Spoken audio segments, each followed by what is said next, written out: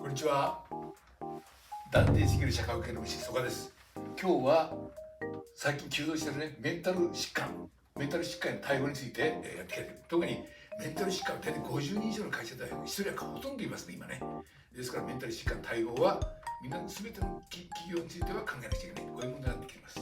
安全配慮義務となるわけですね。安全配慮義務っていうのは労働者が病気にならないように配慮しなくちゃいけない。この中には精神疾患も当然あるわけですね。で、特に使用者は労働者契約に伴い、労働者がその生命、身体等の安全を確保しつつ労働することができるよう必要な配慮をするものとする、こうなっているわけです。ですから経営者の労働者の安全配慮義務、これ非常に大事な義務ですから、これを重視していただきたいと。でメンタル疾患が非常に多いんですけどね、これはもう素人判断で厳禁ですね。禁止、やめた方がいいです。すぐ専門家の診断を受けると。メンタル疾患、ちょっとおかしい、お前解雇だ、こうならないですよね。メンタル疾患で解雇してそれが通るということはなかなか難しいです。専門家の診断を受けさせる、専門医の診断を受けさせる。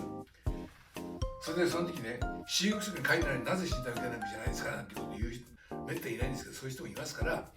使用薬に書いてなくても労使間における審議則ないし公平の観念に照らし、合理的かつ相当な理由のある措置であるとして、ちょっと言ってること難しいですけど、東京高等裁判所が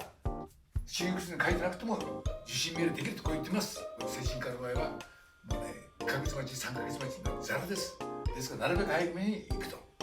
でそうは言っても病気が治るのが一番いいわけですから、それに治るにはお医者さんも大体もう言ってるこれですね。大事なのは生活を整えることが大事だと。メンタル疾患では生活を整える第一歩が睡眠、運動、朝散歩する、十分な睡眠、それから朝散歩する、それで運動すると。朝日を浴びることが非常に大事なんですね。だから朝日を浴びて、で十分な睡眠をとる。朝日をとるとセロトニンがそういうのに出まして、ホルモンが出て15時間後に大体眠くなることになってます。ですから